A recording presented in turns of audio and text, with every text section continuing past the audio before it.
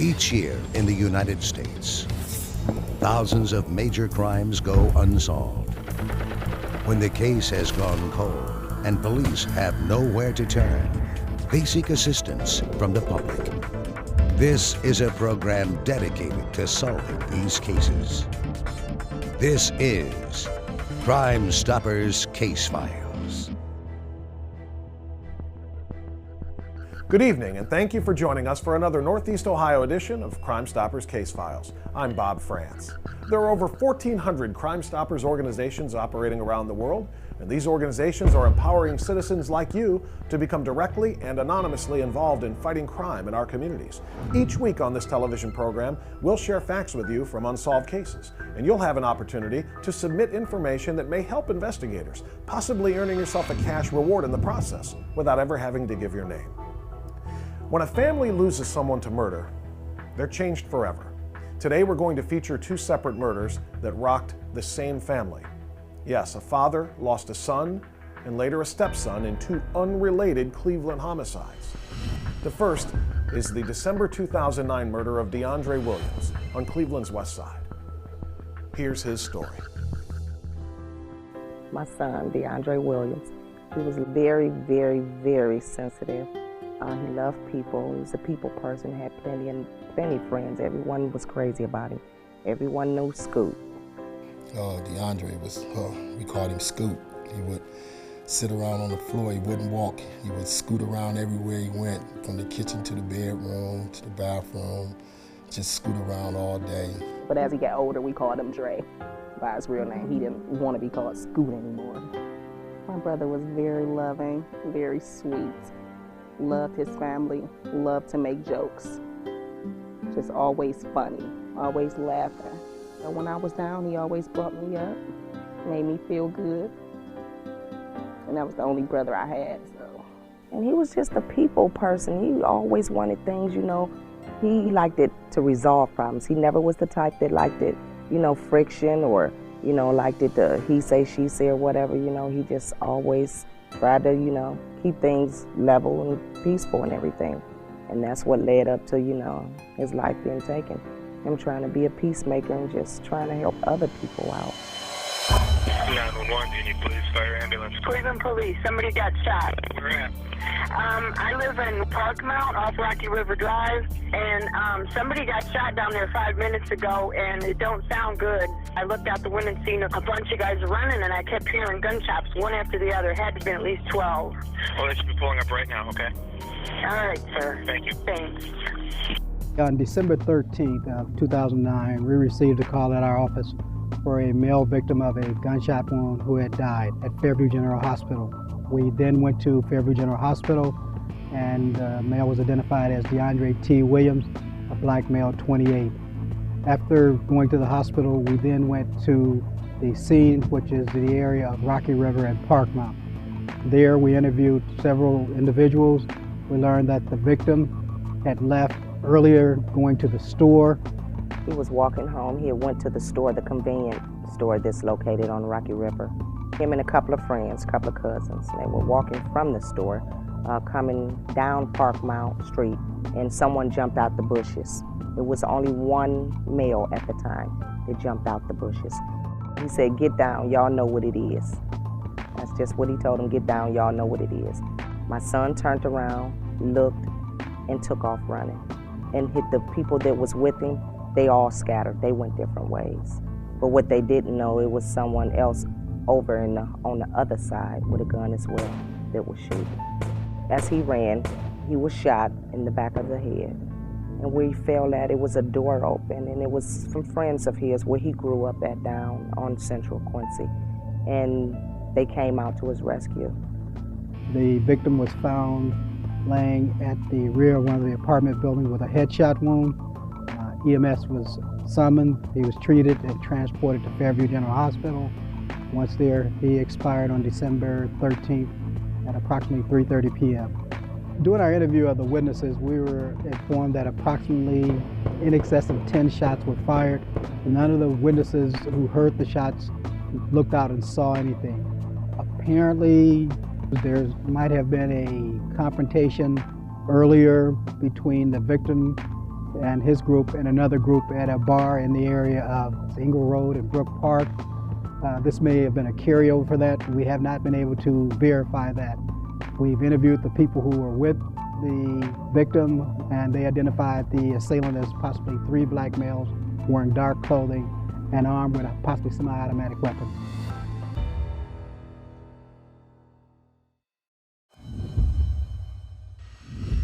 In 1975, the first Crime Stoppers organization was formed by a detective who believed media attention helped solve cases. Since then, thousands of Crime Stoppers organizations have been formed around the globe with the same mission, encouraging members of the public to stand up against crime. Every 14 minutes, Crime Stoppers help solve a crime somewhere in the world.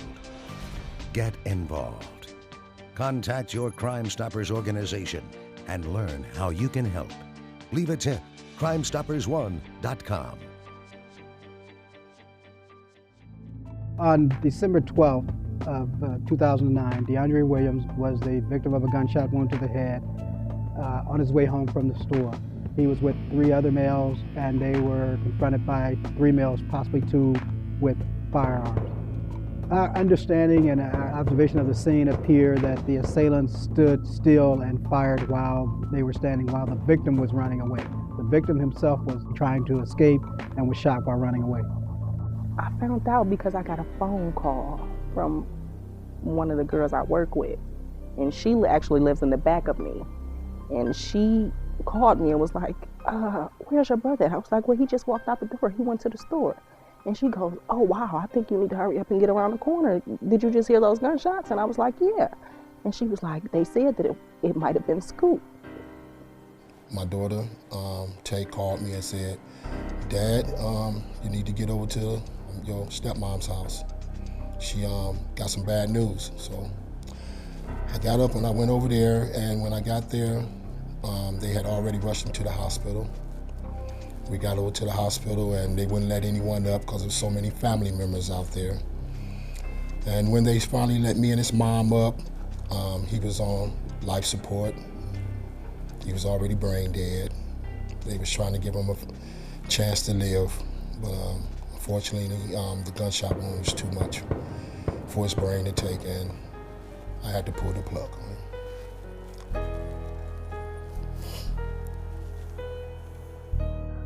I'm sick every day until this comes to an end, justice is done for Deondre.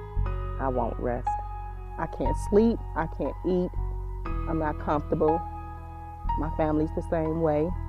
It's brought our family a lot closer together because now we talk about things. We didn't used to talk, now everyone talks every day.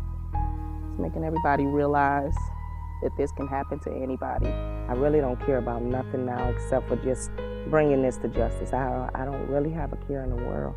I just want them to bring whoever did this, I just want them to turn themselves in, that's all. He didn't deserve this. He really didn't. We miss him dearly. I just keep thinking every morning I'm gonna wake up and see him again. Every morning, every night. It's just so hard. We understand that there were quite a few people out. It appeared to be quite a few people out that night. We're asking anyone with information in reference to this homicide to call the Cleveland Police Homicide Unit, area code 216-623-5464. You can ask for myself, Detective Jamal Ansari, or my partner, Detective Joselito Sandoval. We're asking for your help to try to solve this homicide and give the family some peace.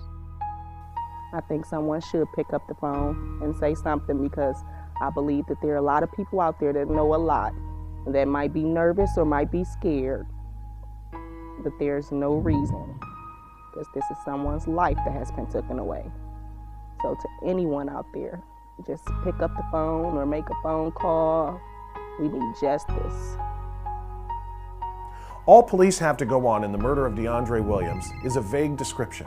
They're looking for 3 black males dressed in dark clothing who frequented nightclubs on the west side of Cleveland. If you have any information, no matter how small, that you think might be able to help detectives, please call Crime Stoppers at 216-252-7463. You can remain anonymous and be eligible for a cash reward. And we'll be right back with another murder that rocked this same family when we return to Crime Stoppers Case Files.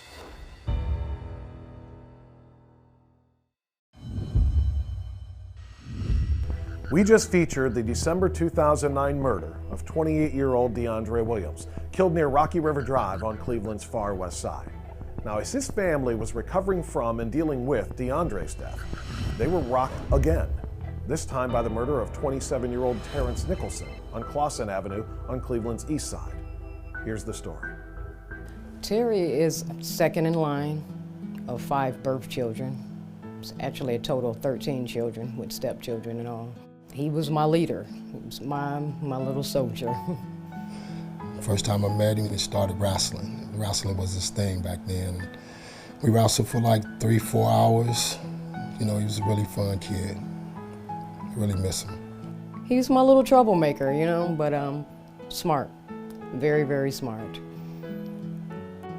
He's the father of 3 beautiful children, 2 girls and a little boy, and just looked out for everybody in the family. He was the one that took care of everybody. He wasn't the type of person to hurt anybody, or he was just a good person. Terry was my favorite brother.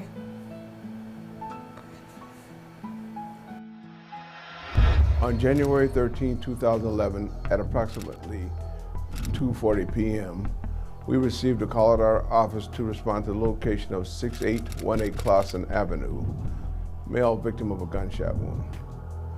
We responded to that location, and when we went to the rear door, we found our victim, Terrence Nicholson Jr., lying at the bottom of the stairs, half in, half out, with a gunshot wound to the neck.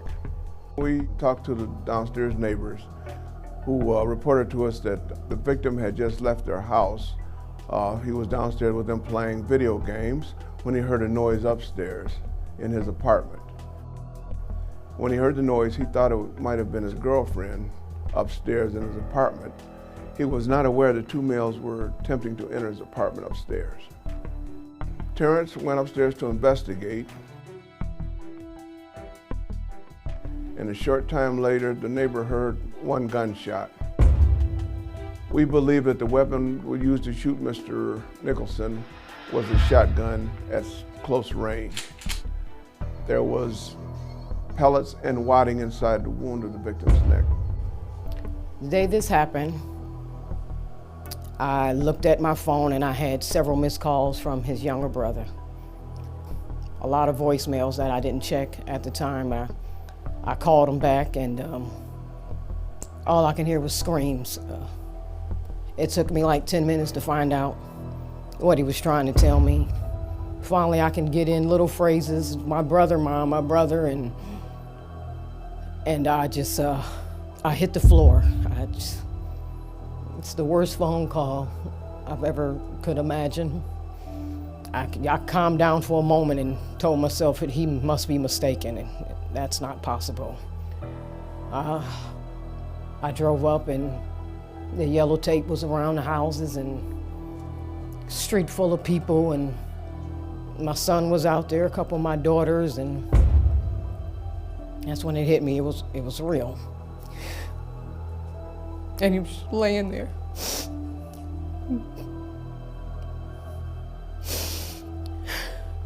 It's the most awful thing I ever seen. So unbelievable. I just went through this 13 months before with my stepson, Deondre Williams. 13 months exactly to the day he was murdered also.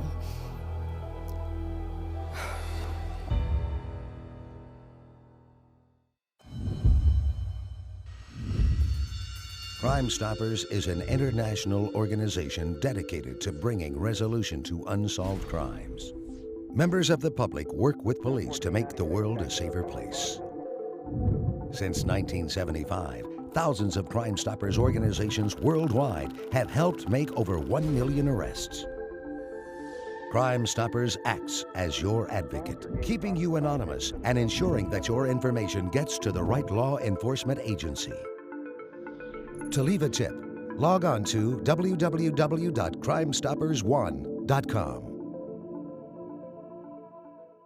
On January 13, 2011, Terrence Nicholson Jr., 27-year-old male, was killed at his home on Classen Avenue.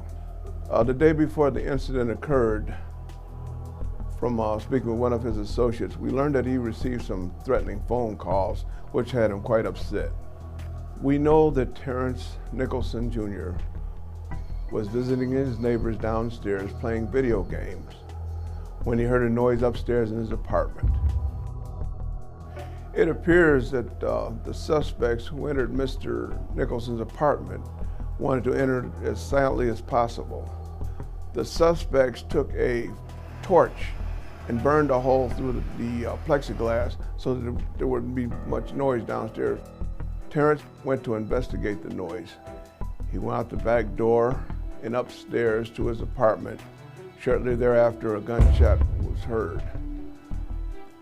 Right after that, two males were seen leaving the victim's home and through the driveway.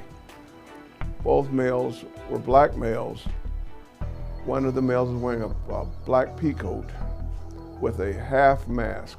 The male was about 5 feet 8 inches tall, and approximately 170 pounds. The second male was dressed pretty close to the first male, but he was seen wearing some lime green tennis shoes.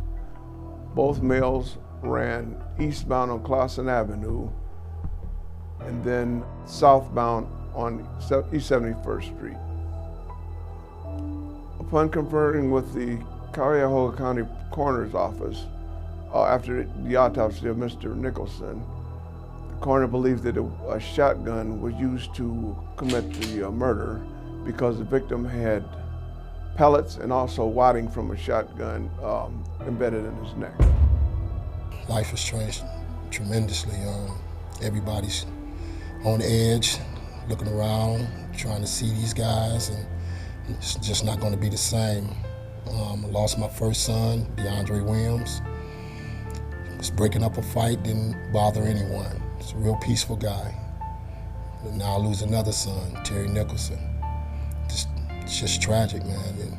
It wouldn't bring him back, but just to try to understand why you had to take away my son, my grandkid's father.